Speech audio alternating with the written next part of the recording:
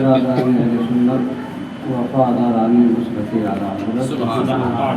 علیکم ورحمۃ اللہ وبرکاتہ. وعلیکم السلام ورحمۃ اللہ وبرکاتہ.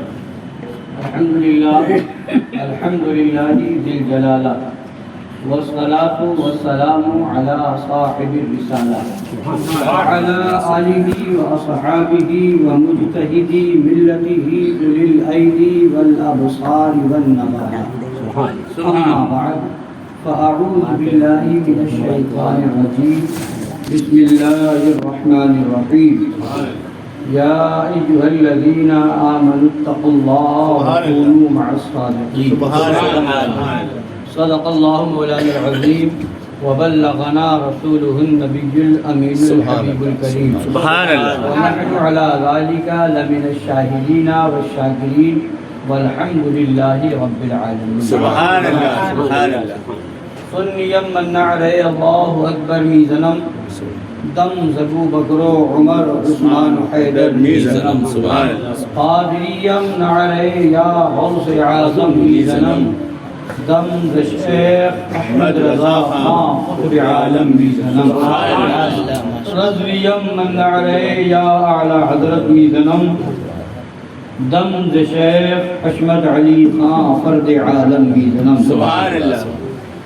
آئیے کچھ سننے اور سنانے سے پہلے ہم اور آپ مل کر اپنے آقا و مولا لمبے لمبے ہاتھوں سے بھیگ دینے والے سنہری جالیوں میں آرام فرمانے والے سنہری قبر میں کام آنے والے مقام والے لا مقام والے عرب والے عجم والے شفاعتی لأہل الکبائر کا نغمہ جانفزا. میدان محشر میں ہم گناہ گاروں سیاہ کاروں بدکاروں کو بخشوانے والے جہنم سے بچانے والے جام کوثر بھر بھر کے پلانے والے پل صراط سے گزرتے وقت ہم گنہگاروں کے لیے رب سلم کی صدائیں لگانے والے حضور احمد مجتبی جناب محمد ارواحنا فدا صلی اللہ تعالی علیہ وعلی آلہ وسلم کی بارگاہ عرش پناہ میں درود پاک کا نذران محبت پیش کریں.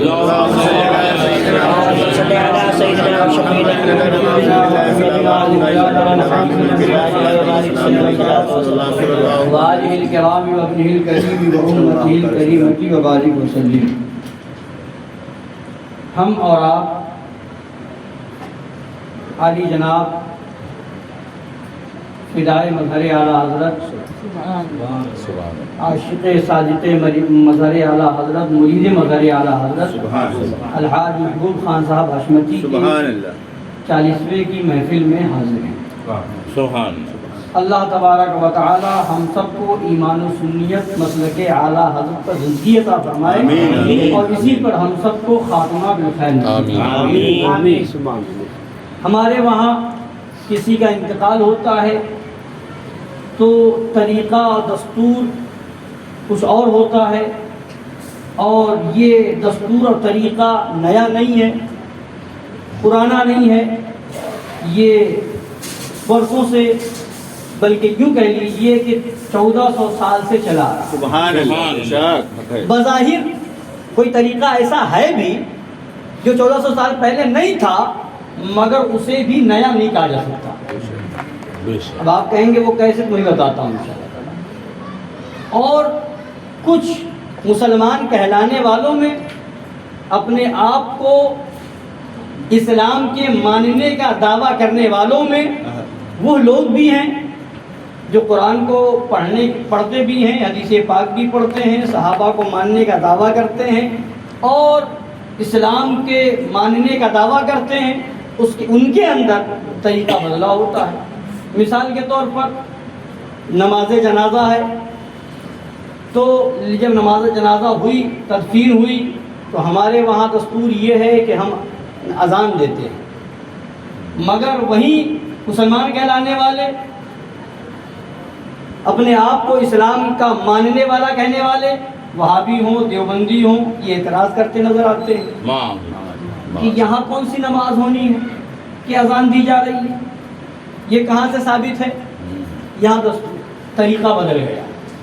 پھر ہم جو ہے فاتحہ پڑھتے ہیں تو سوال کرتے ہیں یہ فاتحہ کہاں سے کر رہے ہیں؟ اس کا ثبوت کہاں؟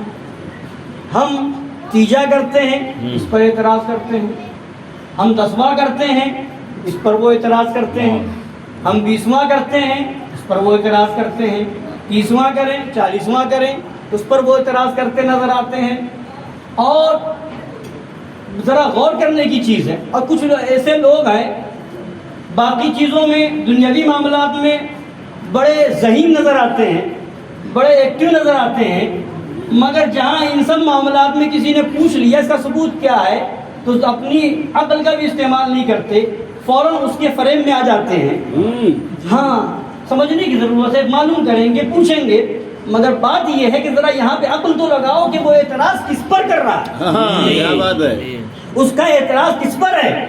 شراب پینے پر نہیں کر رہا، جوا کھیلنے پر نہیں کر رہا ہے، چوری کرنے پر نہیں. وہ اعتراض کر رہا ہے وہاں کوئی نہ چوری ہو رہی ہے، نہ جوا کھیلا جا رہا ہے، نہ شراب پی جا رہی ہے، اذان ہے وہ بھی خدا کا ذکر ہے، رسول کا ذکر ہے، تیجا 10واں 20واں فاتحہ جو بھی ہے اس میں قرآن کی تلاوت ہے، نعت شریف ہے، فاتحہ ہے، نظر و نیاز ہے. یہ ساری چیزیں وہ ہیں جو برسوں سے ہوتی چلی آ رہی ہے. بتائیے قرآن کی تلاوت کیا حضور کے زمانے سے نہیں ہو رہی ہے؟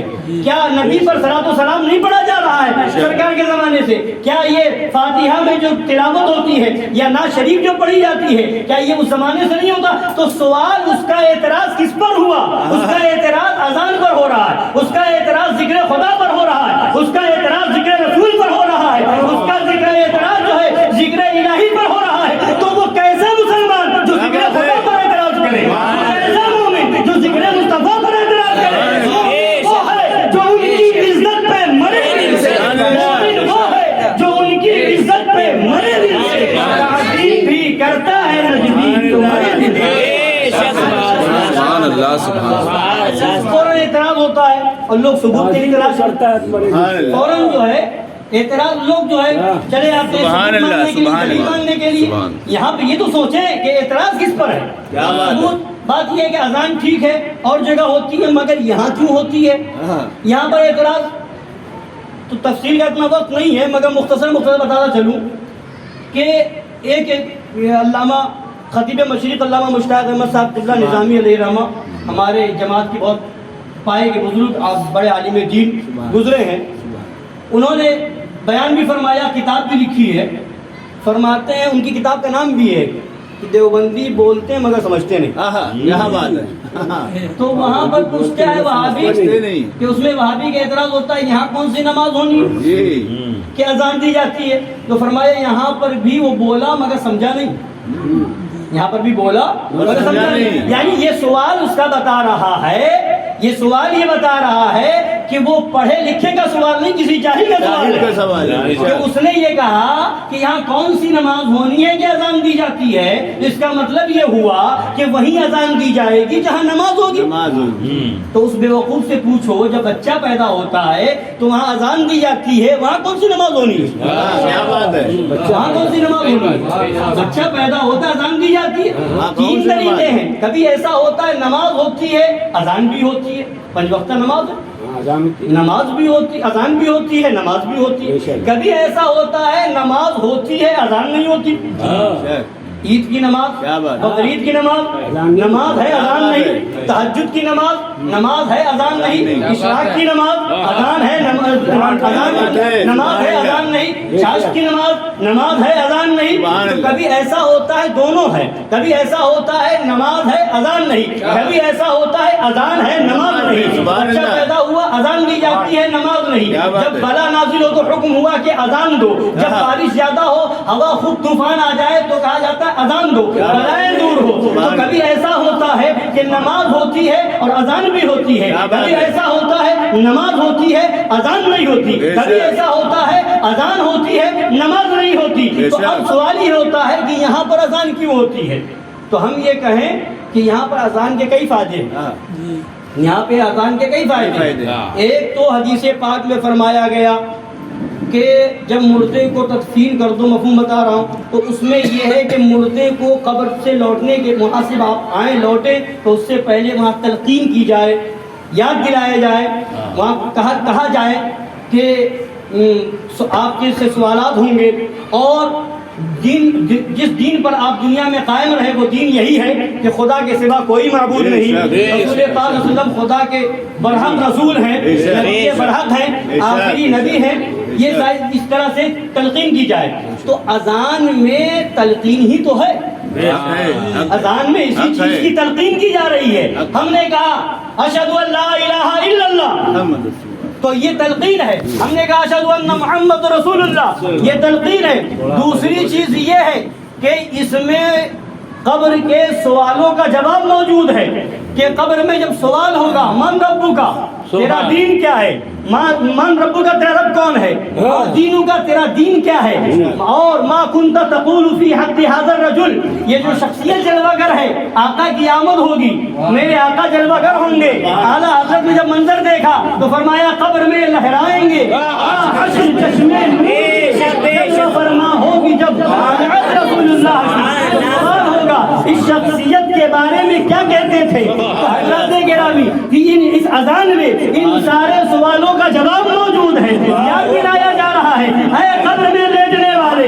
ابھی سوال جو ہوگا من رب کا، اس کا جواب بھی اس میں ہے۔ ابھی سوال ہوگا اس کا جواب بھی اس میں ہے۔ ابھی سوال ہوگا ما کنت تقول فی حق ھذا الرجل، اس کا جواب بھی اس میں ہے۔ اور دوسری چیز یہ ہے کہ اذان سن کر کے شیطان بھاگتا ہے، اذان سن کر کے شیطان بھاگتا ہے، اور شیطان صرف دنیا میں نہیں بہکاتا، یہاں تک کہ فرمایا کہ شیطان جب نزع کا عالم ہوتا ہے، مرنے کا وقت ہوتا ہے، روح کے قبض کا وقت ہوتا ہے، تو دو شیطان، ایک باپ کی شکل میں ایک ماں کی شکل میں، دو شیطان آتے ہیں، دونوں طرف بیٹھ جاتے ہیں، وہاں پر بھی گمراہ اور کرنا چاہتے ہیں، بہکانا چاہتے ہیں۔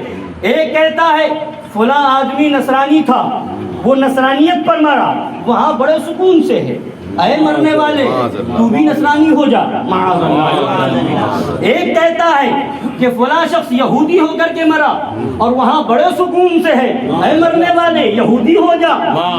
اس طرح سے ماں باپ کی شکل میں شیطان آ کر کے گمراہ کرتا ہے، تو شیطان وہاں بھی ساتھ نہیں، اس وقت بھی گمراہ کرنا چاہتا ہے، موت کے وقت بھی آتا ہے، مگر جب بزرگوں کا دامن ہاتھ میں ہوتا ہے، جب بزرگان دین کا دامن ہاتھ میں ہوتا ہے تو وہ بزرگان دین حفاظت کرتے نظر آتے ہیں، وہاں بچاتے نظر آتے ہیں۔ بہرحال پھر قبر میں جب لٹا دیا جاتا ہے، منکر نکیر آتے ہیں سوال کرنے کے لیے، وہاں پر بھی شیطان آتا ہے، سوال ہوتا ہے من ربک کا، شیطان کھڑے ہو کر اشارہ کرتا ہے مجھے کہہ دو، مجھے کہہ دو، نہیں کہ اپنی طرف اشارہ کرتا ہے، معاذ اللہ رب العالمین، مجھے رب بتا دو، وہاں بھی گمراہ کرنے کے لیے پہنچ جاتا ہے۔ تو شیطان کہیں نہیں چھوڑتا، نزا کے عالم بھی گمراہ کرنے آتا ہے، قبر میں بھی وہ جو ہے سوال کے جواب میں گمراہ کرنے کے لیے آ جاتا ہے۔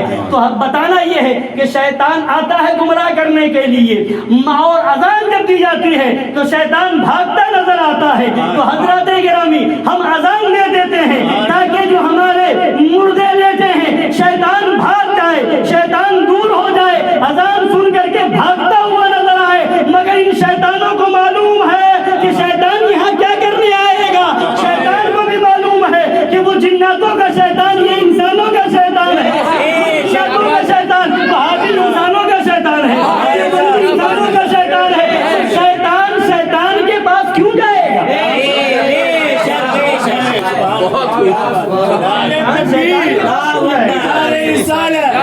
مسلک اعلی حضرت، فیضان اعلی حضرت، تعلیمات اعلی حضرت، فیضان حضور شیر بشر اہل سنت، فیضان مشاہد ملت، دار رسالت۔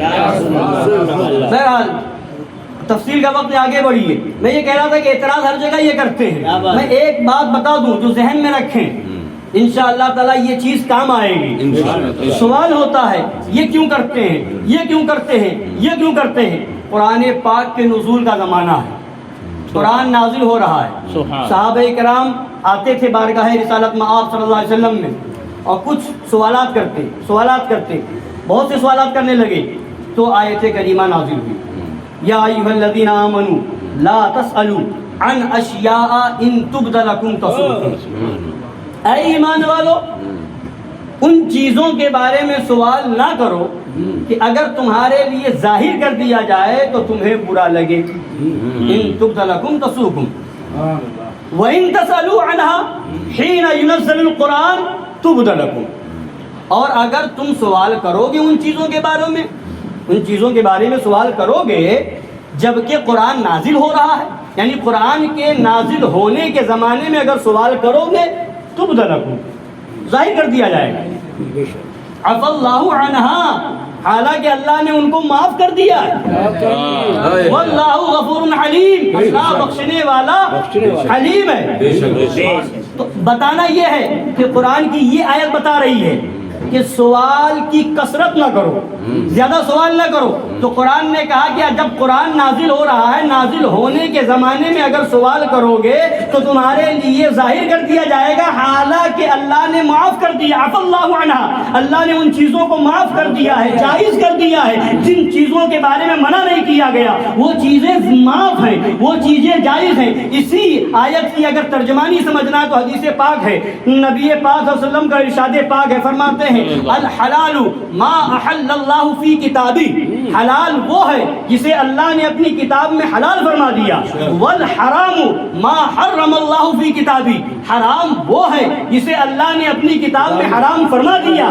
وما سکت عنہ فہو مما عفا عنہ، اور جس کے بارے میں خاموش رہا، کچھ نہ فرمایا. وما سکت عنہ، جس کے بارے میں سکوت فرمایا، فہو مما عفا عنہ، تو وہ جائز چیزوں میں سے، اس کے بارے میں کچھ نہیں فرمایا وہ جائز چیزوں میں سے ہے. تو پتہ کیا چلا؟ ہمیں یہاں ایک اصول ملا، ایک ضابطہ ملا کہ جو چیزیں اللہ نے حلال فرما دی وہ حلال، جو حرام فرما دی وہ حرام. اور جن چیزوں کے بارے میں سکوت ہے، نہ حلال فرمایا نہ حرام، تو حدیث بھی کہہ رہی ہے، قرآن بھی کہہ رہا ہے وہ چیزیں جائز ہیں، وہ چیزیں جائز ہیں. تو پتہ چلا جائز ہونے کے لیے دلیل کی ضرورت نہیں ہے. جو منع کرے دلیل کا مطالبہ اس سے ہوگا. آج مطالبہ ہم سے کیا جاتا ہے، ہم سلام پڑھیں تو دلیل ہم دے، ہم قرآن پڑھیں دلیل ہم دے، ہم جو ہے فاتحہ کریں دلیل ہم دے، ہم اذان دیں دلیل ہم دے، ہم درود پڑھیں دلیل ہم دے، ہم پوجا کریں دلیل ہم دے. ارے دلیل کی ذمہ داری کرنے والے پر نہیں ہے، دلیل کی ذمہ داری منع کرنے والے پر ہے. تو منع کرتا ہے کہ یہ فاتحہ منع ہے، تو بتا دلیل کہاں ہے، کیا ہے؟ تو منع کرتا ہے پوجا نہیں کرنا چاہیے، تو دلیل کا کہاں منع کیا گیا ہے؟ تو کہتا ہے 40واں نہیں کرنا چاہیے، تو دلیل لا کے منع کہاں کیا گیا ہے؟ تو کہتا ہے کہ قبر پر اذان نہیں ہونی چاہیے، دلیل تو لا کے کہاں منع ہے؟ تو کہتا ہے اذان سے پہلے درود نہیں پڑھنا چاہیے، دلیل تو لا کے منع کہاں ہے؟ تو کہتا ہے چادر نہیں چڑھانا چاہیے، دلیل تو لا منع کہاں ہے؟ پھول نہیں چڑھانا چاہیے، دلیل لا کے منع کہاں ہے؟ تو کہتا ہے کہ فاتحہ نہیں پڑھنا چاہیے، دلیل لا کے منع کہاں ہے؟ تو کہتا ہے عرس نہیں منانا چاہیے، دلیل لا کے منع کہاں ہے؟ تو کہتا ہے کہ عرس نہیں کرنا چاہیے، تو کہتا ہے کہ بزرگوں کے مزار پہ ہاتھ باندھ کے نہیں کھڑا ہونا چاہیے، دلیل تو لا. جتنے رسومات ہیں، جتنے اہل سنت کے شعار ہیں، جتنے مراسم ہیں، کرنے والے پر دلیل کی ذمہ داری نہیں ہے. ان سب کا جواب وہی ہے کہ حدیث میں فرما دیا وما سکت عنہ فہو مما عفا عنہ. سب کا جواب اس میں ہے کہ جس کے بارے میں کچھ نہیں فرمایا وہ جائز ہے، کچھ نہیں فرمایا جائز ہے. تو منع کرنے والے پر دلیل کی ذمہ داری تو منع کہاں سے کرتا ہے؟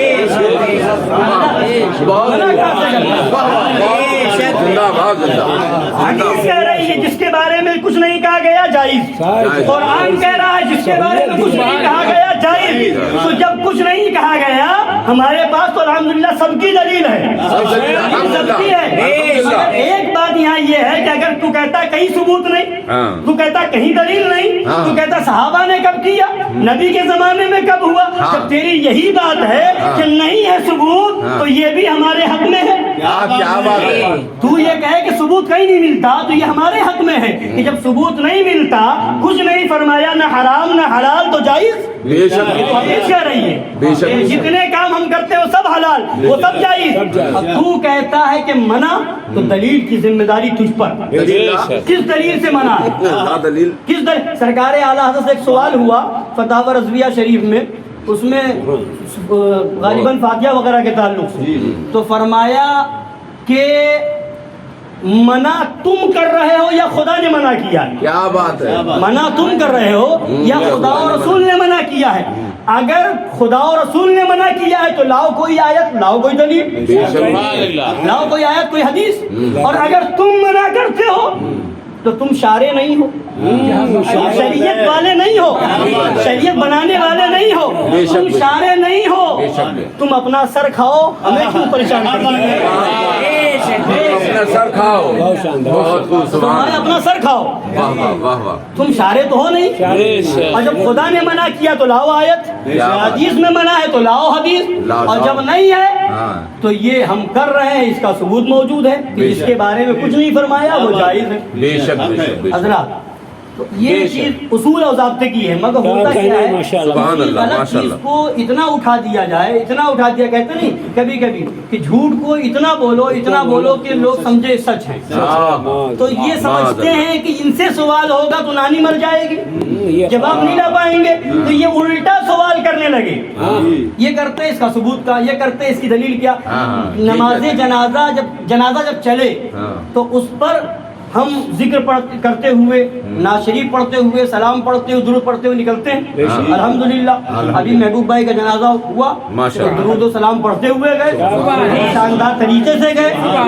اس پر بھی سرکار اعلیٰ سے سوال ہوا کہ یہ نیا طریقہ لوگوں نے ایجاد کر لیا، جی جی، تو فرمایا جو نیا کہتا ہے وہ بالکل غلط کہتا ہے، کیا بات ہے، جو نیا کہتا ہے بالکل غلط کہتا ہے۔ فرمایا حدیث پاک ہے، من سن فی الاسلام سنتا حسنتا فلہ اجرها، سبحان اللہ، جو اسلام میں کوئی اچھا طریقہ رائج کرے گا، اسلام میں کوئی اچھا طریقہ رائج کرے گا اس کو رائج کرنے کا ثواب ملے گا، اور جتنے لوگ اس پر عمل کریں گے ان سب کو ثواب ملے گا، اور ان سب کے بدلے میں رائج کرنے والے کو ثواب ملے گا، اور ان میں کسی کے ثواب میں کمی بھی نہ ہوگی۔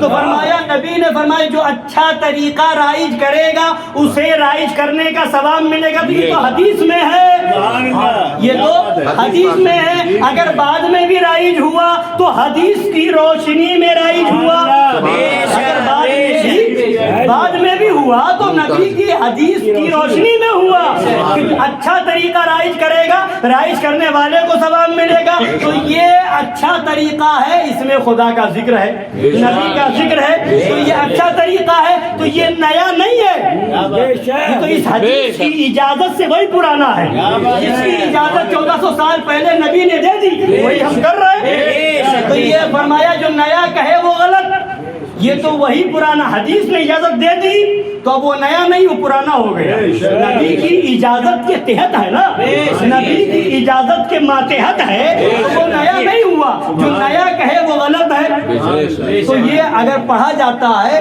اور پہلے اس زمانے میں نہ بھی رہا ہو مگر نبی کی حدیث یہ کہہ رہی ہے اچھا طریقہ رائج کرے گا تو رائج کرنے والے کو بھی ثواب ملے گا، جتنے لوگ عمل کریں گے ان کو بھی ثواب ملے گا۔ اب ایک واقعہ سن لیجئے، چونکہ 40ویں کی محفل ہے، لوگ اعتراض یہ لوگ بہت جلدی کرتے ہیں اور پتہ نہیں کہاں سے لے کے آتے ہیں، اسی میں دماغ اپنا پکاتے رہتے ہیں، کھپاتے رہتے ہیں، صحیح بات، کچھ نہیں ملے گا تو فاتحہ وغیرہ میں آپ دلیل دے دیجئے یا ان سے پوچھ لیجئے ایسے لوگوں بھابڑوں سے، تو وہ جو ہے کہیں گے اچھا ٹھیک ہے مان لیتے ہیں، مگر یہ آپ لوگ جو تاریخ فکس کرتے ہیں یہ غلط ہے، تاریخ متعین نہیں کرنا چاہیے، کسی بھی کر لیجیے فاتحہ، مگر آپ کہتے ہیں تیجا تیسرے دن، 10واں 10ویں دن، 20واں 20ویں دن، 40واں 40ویں دن، یہ دن متعین نہیں کرنا چاہیے۔ اس پر واقعہ سن لیجئے، بات بھی سمجھ میں آ جائے گی، مزہ بھی آ جائے گا، ایمان میں تازگی پیدا ہوگی۔ سرکار مظہر اعلیٰ حضرت شیر بے شہر سنت رضی اللہ تعالیٰ عنہ تشریف لے جا رہے ہیں، لکھنؤ میں دیکھا پوسٹر لگا ہوا ہے، عبدالشکور کاکوڑوی نے چیلنج کیا کہ دیوبندیوں کا مولوی عبدالشکور کاکوڑوی نے چیلنج کیا کہ 10واں 20واں 40واں یہ سب ناجائز و حرام شرک ہے، اگر کسی بریلوی مولوی کے اندر دم ہو تو آ کر کے ثابت کرے کہ جائز ہے، اور فلاں تاریخ میں فلاں جگہ پر لکھنؤ کی کسی جگہ کا پتہ تھا، وہاں پر ہم موجود رہیں گے اور وہاں سے ہم وہاں آ کر کے کوئی ہم سے مناظرہ کر لیں، اس بات پر دلیل پیش کر دیں۔ تو جب مزار اعلیٰ سرکار پہنچے تو دوسرا ہی دن غالباً تھا، قریب قریب دوسرا تیسرا دن وہاں وہ تاریخ آنے والی تھی. آگے جانا تھا بنگال پروگرام میں، کلکتہ وغیرہ سائڈ میں. وہاں فوراً جو ہے ٹیلی گرام کیا، یا اس زمانے میں جو تار شاید تار بھجوایا کہ یہاں مناظرہ ہے، اس وجہ سے میں پروگرام میں نہیں آ سکتا. مناظرہ پہلے ضروری، ورنہ یہ کہیں گے کوئی سنی مولوی نہیں آیا، کوئی بڑے بھی عالم نہیں آیا، کہیں گے. تو وہیں رک گئے. اور اس کے بعد مناظرہ کہیں قیام فرمایا، اور اس کے بعد مناظرہ کرنے کے لیے تشریف لے گئے. اور وہ یہ سمجھ رہا تھا کوئی آنے والا ہے نہیں. پہنچ گئے اور یہاں تک کہ جہاں قیام فرمایا تھا وہاں کے لوگوں کو ساتھ میں لیا، اور خود تخت فرمایا لوگوں سے ساتھ میں تخت لے چلو. اسٹیج لگانے کے لیے وہ یہ نہ کہے کہ اسٹیج کے لیے کوئی ہم کہاں انتظام کرے، اچانک پہلے بتانا چاہیے تھا. تو ساتھ میں تخت لے گئے، لوگوں سے کہا سب تخت لے چلو. وہاں پہ انتظام کروایا اور وہاں فرمایا میں تمہارا چیلنج قبول کرتا ہوں. اب اس کے بعد فرمایا سوال کیا ہے تمہارا، سوال بتاؤ. پوسٹر پڑھو. تو پوسٹر پڑھا کہ 10واں تیجا 10واں 20واں 40واں قرآن و حدیث کی روشنی میں جائز نہیں، شرک ہے. اس میں جو تاریخ فکس کی جاتی ہے یہ درست نہیں. یہ اگر فکس کرنا درست تو بتائیے. فرمایا اچھا پھر سے پڑھو، اور یہ بھی پڑھو کہ پورا پوسٹر پڑھو. پڑھایا 1 بار 2 بار 3 بار. پھر اس کے بعد فرمایا یہ بتاؤ تمہاری شادی ہوئی کہ نہیں ہوئی، کیونکہ اس کا پورا سوال تھا کہ تاریخ فکس کرنا جائز نہیں، یہی شرک ہے. فرمایا کہیں شادی ہوئی کہ نہیں ہوئی. کہا کہ شادی سے کیا مطلب، یہاں مناظرہ ہو رہا ہے تیجا 10واں 20واں پر، شادی کا کیا میٹر ہوئی. کہا بتاؤ تو شادی ہوئی کہ نہیں ہوئی. شیر رضا وہ کچھ جواب ہی نہ دے. وہ بات موضوع بات کیجیے، الگ میٹر کیوں لا رہے ہیں. فرمایا الگ نہیں، بتاؤ تو صحیح. وہ جواب نہ دے. اب چونکہ اگلوانا بھی تھا تو مظہر اعلیٰ کھڑے ہوئے فرمایا اے لوگوں سنو، ان کی کوئی شادی ودی نہیں ہوئی. ان کے ابا رات میں اٹھے، پاٹا نالا میں ایک گھر پہ گئے، وہاں سے ایک لڑکی کو اٹھایا اور اس کے حوالے کر دیا اور کہا یہی تمہاری بیوی. بتاؤ ایسا ہوا ہے. تو اب چونکہ صفائی دینی، اگر خاموش رہے تو کہے گا ہاں ایسا ہوا ہوگا، ورنہ صفائی دے گا. صفائی دینے کے لیے کھڑا ہوا کہ نہیں ایسا نہیں ہے، میری شادی ہوئی. لوگ طے، ہم گھر والے طے کرنے گئے، باضابطہ باتیں ہوئیں، پھر کارڈ چھپا، لوگوں کو دعوت دی گئی، اس تاریخ میں بارات گئی، اور بارات اس تاریخ میں پھر بدائی ہوئی، پھر لے کر کے دلہن گھر آئے. سارا معاملہ صحیح طریقے سے ہوا. فرمایا کہ ابھی تم نے اس میں لکھا کہ تاریخ فکس کرنا شرک ہے. جب تمہاری شادی ہوئی تو فکس کرنے کے لیے گئے، جتنے لوگوں نے جا کے فکس کیا وہ سب مشرک، وہ سب مشرک. اور پھر اسی تاریخ میں بارات بھی گئی تو یہ بھی مشرک، یہ بھی شرک ہوا. پھر اسی تاریخ میں لے کر کے آئے، یہ بھی شرک ہوا.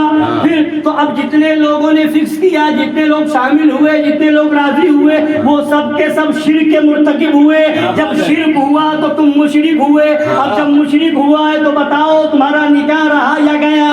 جب نکاح نہ رہا تو اب تمہاری اولاد حلالی ہوئی یا حرامی ہوئی. اب فرمایا کہ تو کہتا ہے فکس کرنا ناجائز. پوسٹر پھر سے پڑھ، پوسٹر پھر سے پڑھ. تو نے پوسٹر میں لکھا ہے کہ فلاں تاریخ میں فلاں جگہ پر مناظرہ ہوگا، تو تیرے پوسٹر میں تاریخ فکس کی گئی ہے. تیرے پوسٹر ہی میں تاریخ فکس ہے. تیجا کر کے تیجا کرنے کے لیے تاریخ فکس کرے تو یہ شرک ہو جائے. 10واں کرنے کے لیے تاریخ فکس کرے تو شرک ہو جائے. 40واں کرنے کے لیے تاریخ فکس کرے تو یہ شرک ہو جائے. اور تیری شادی کرنے کے لیے تاریخ فکس کی جائے تو وہاں شرک نہ ہو. یہ مناظرہ کرنے کے لیے تاریخ فکس کرے تو شرک نہ ہو. یہ کیسا تیرا دین ہے؟ لعنت ہے تیرے دین پر. ہمارا دین وہ ہے جو ہم ڈنکے کی چوٹ پہ کہتے ہیں، جو 40واں کے لیے فکس کرو تو بھی جائز ہے، شادی کے لیے کرو تو وہ بھی جائز ہے. کبھی تو فرمایا سب ہوں عبید ربی